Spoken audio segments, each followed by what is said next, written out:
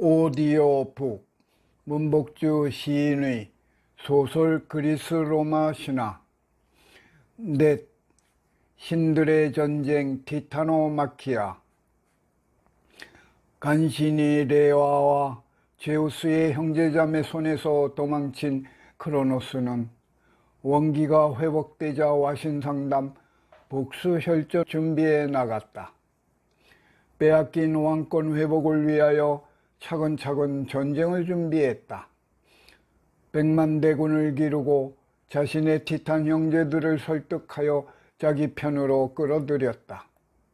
신의 패권을 놓고 크로노스 군단과 제우스 군단이 싸운 세계 1차 대전을 사람들은 신들의 전쟁 티타노마키아라고 부른다. 크로노스를 총사령관으로 하는 티탄 신족들은 오트리스 산에 진영을 쳤다. 상대편 제우스를 총사령관으로 하는 그의 형제 자매들은 하늘의 올림포스 산에 진을 쳤다. 크로노스는 자신의 티탄 형제들을 전쟁에 끌어들였다. 또 티탄 형제의 자식들도 끌어들여 제우스 진영은 처음부터 상대가 되기 힘들었다. 제우스도 자신의 형제 자매들과 힘을 규합하여 크로노스 세력을 완전히 몰아내어 올림포스 시대를 열자고 사방팔방 뛰어다니며 세력을 모았지만 열세를 면치 못했다. 전쟁엔 명분과 실리가 있어야 한다. 베트남 전쟁이나 이라크 전쟁이나 팔레스타인 중동 전쟁을 보라. 미국은 명분 없이 전쟁에 끼어들었다가 죽사발났다. 쪽팔리고 실리도 잃었다. 이젠 오히려 미국은 곳곳에서 테러의 위협을 받으며 하루도 발 뻗고 편히 잠자지 못하는 꼴이 되었다.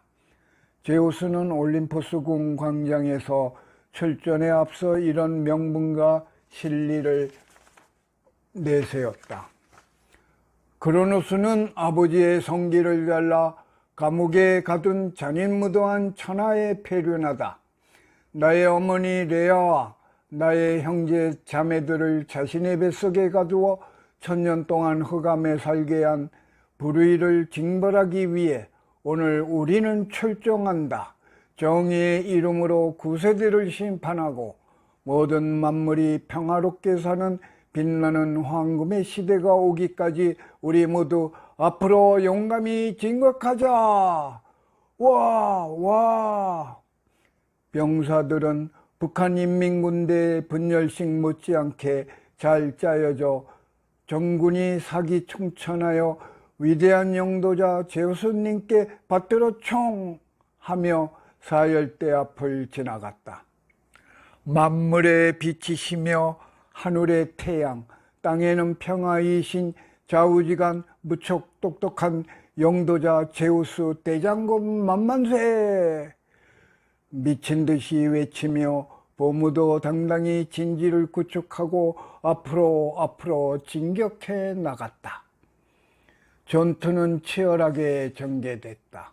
티탄들은 가공할 힘으로 오트리스 산을 내려와 올림포스 산을 점령하기 위해 집중 공격을 가했다.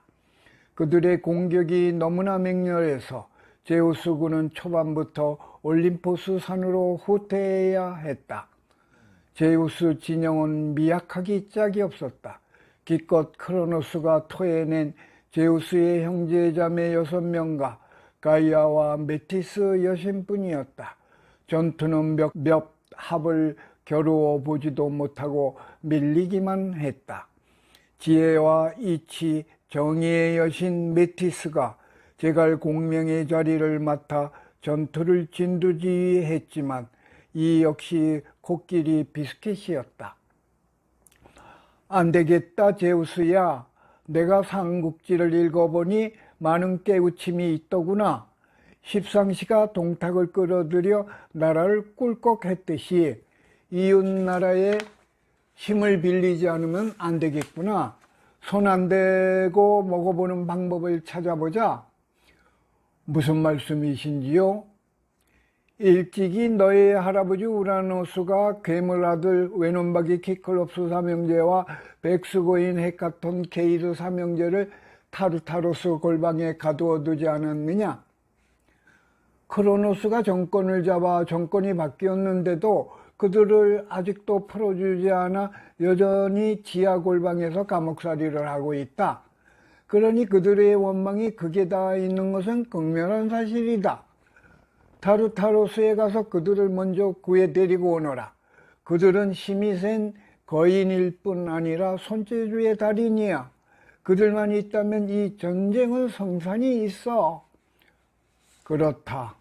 그들은 괴물이라는 이유 하나로 가이아가 바람피어났다는 잘못된 판단으로 우라노스에게 유폐되어 타르타로스 지옥에서 스라린 나날을 보내고 있었다.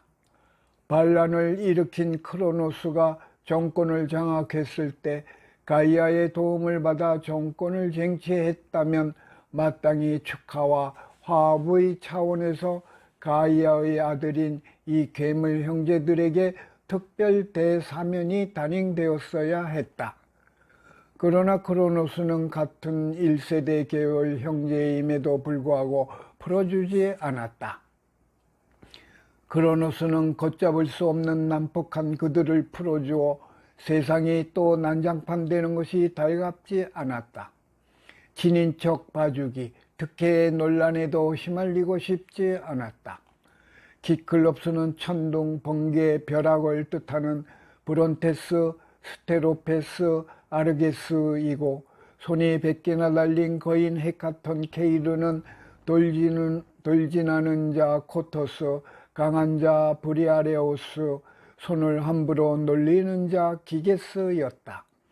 그들은 가공할 힘을 가지고 있었다. 특히 백수거인 헤카톤 케이르는 머리가 50개, 팔이 100개 아니던가. 100개의 눈으로 보지 못하는 곳이 없었으니 그가 갖고 있는 정보 레이더망은 우주국 나사는 물론 정보국 FBI, CIA를 능가했다. 100개의 팔을 생각해보라. 핵미사일이나 핵수소폭탄 한 개씩만 가지고 던져도 1초에 100개. 그것도 3명 삼형제니 300개의 핵폭탄을 동시에 던져댄다면 아무리 거인 티탄 신족이라도 막아낼 수 없는 것이었다. 그야말로 소나기 폭격. 어떤 전쟁터도 초토화는 시간 문제다. 그들을 구하기 위해 쇼생크 탈출을 할 수 있도록 은밀히 도와준다면 은혜의 보답을 할 것이다. 자기를 가두고 풀어주지 않았던 크로노스를 향하여 목숨 걸고 복수할 것은 삼척동자도 다 아는 일이었다. 그들을 구해내는 것이야말로 이 싸움을 승리로 이끌 적벽대전의 제갈량 묘안이 아닐 수 없었다. 제우스는 대지에 모신 할머니 가이아 여신에게 손살같이 달려갔고 그 뜻을 전하자 가이아 할머니는 손살같이 지하로 가는 땅의 문을 열어주었고 손살같이 그들을 구하여 손살같이 올림포스 진영으로 그들을 데리고 왔다. 제우스 진영의 사기는 100배, 1000배 충전되었다. 설상가상, 주마가편, 키클롭스 삼형제는 손재주의 달인이었다. 자신들을 구해준 보답으로 전쟁에 쓰여질 모든 무기를 만들기 시작했다. 제우스님, 꼭 이겨야 합니다. 우리의 원수를 대신 갚아주세요. 가이아 땅속 가슴 깊숙이 숨겨두었던 천둥과 번개와 벼락을 꺼내 제우스에게 알맞게 번개탄을 만들어 주었다. 이 벼락은 한번 날려보내면 화염 방사기처럼 사방 반경 100km는 불바다가 되어 초토화됐다. 이 천둥 번개 벼락은 그 후 제우스의 상징 번개표 트레이드 마크가 된다.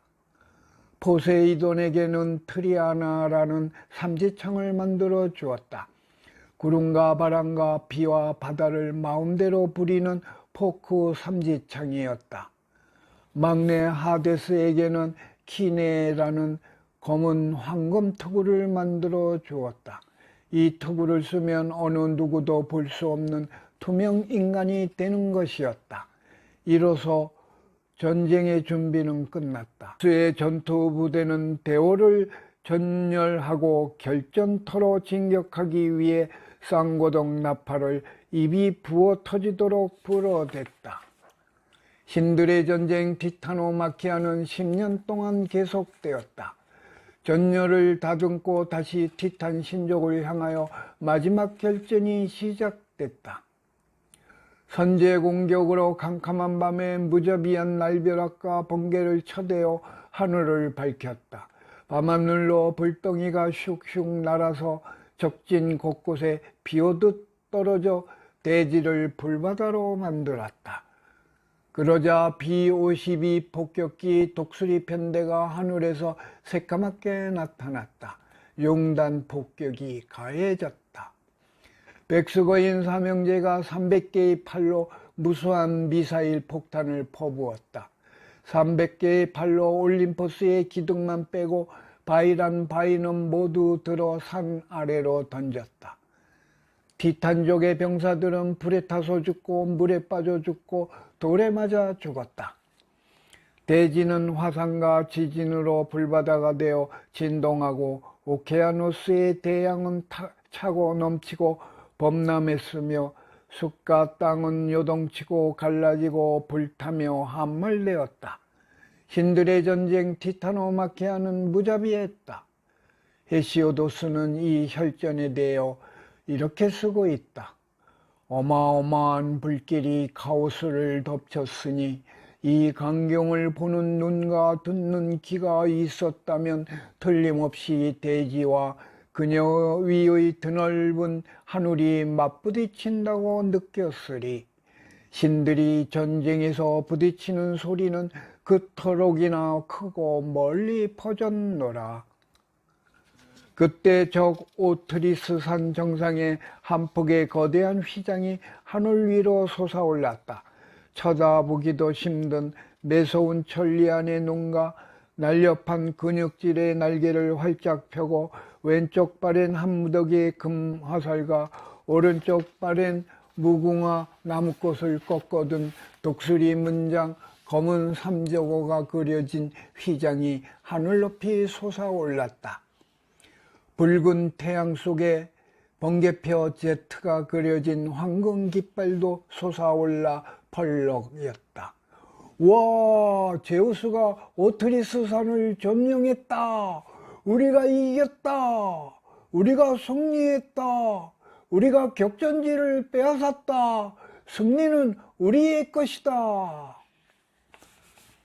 승리의 여신 니케가 제우스에게 월계관을 주고 상품으로 자기가 신던 나이키 신발을 주기 위하여 하늘 높은 곳에 나타났다.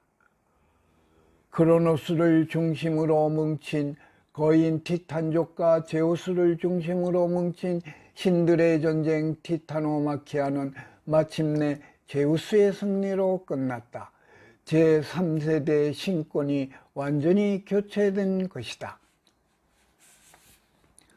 제우스는 지체 없이 전쟁 범죄자 특별재판위원회를 설치하고 전범자들에 대한 재판을 시작했다. 재판장 제우스가 말했다. 전범자 크로노스 듣거라.